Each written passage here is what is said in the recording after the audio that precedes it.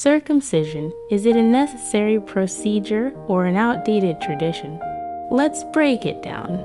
Circumcision, the removal of the foreskin from the penis, has been practiced for centuries for cultural, religious, and medical reasons. But today, parents face a complex decision. Should you circumcise your child or not? In this video, we'll explore the medical perspectives, cultural influences, benefits, and controversy surrounding circumcision to help you make an informed choice. Let's start with the benefits. Medically, circumcision is often associated with a reduced risk of certain infections. Studies suggest it can lower the risk of urinary tract infections in infancy, as well as reduce the risk of sexually transmitted infections, including HIV, later in life.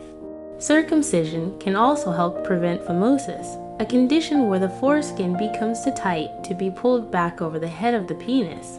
Additionally, many proponents of circumcision point out that it can make hygiene easier. Without a foreskin, cleaning the penis is often simpler, which some parents feel is an advantage during their child's early years. However, circumcision is not without risks or criticisms. It's a surgical procedure, which means there is always a risk of complications, such as infection, bleeding, or scarring, even though these are relatively rare. Critics contend that circumcision is an unnecessary procedure on infants unable to consent, viewing it as a violation of bodily autonomy that permanently alters the body without choice. Others point out that proper hygiene can prevent many of the same issues circumcision aims to address, and conditions like phimosis can often be treated without surgery. Circumcision is integral to cultural and religious traditions. For many Jewish and Muslim families, it represents faith and identity, while in some areas, it aligns with societal norms or masculinity. However, cultural attitudes vary significantly worldwide. In countries like the United States, circumcision is common, but rates have been declining. Meanwhile, in many European and Asian countries, circumcision is far less prevalent and often only performed for medical or religious reasons.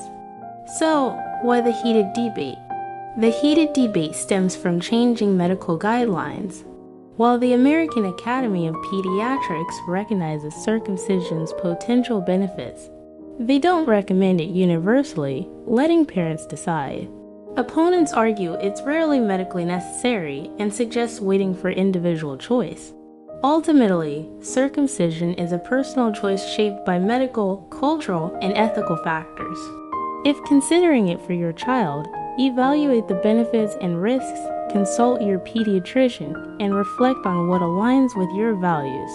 Remember, there's no universally right or wrong answer.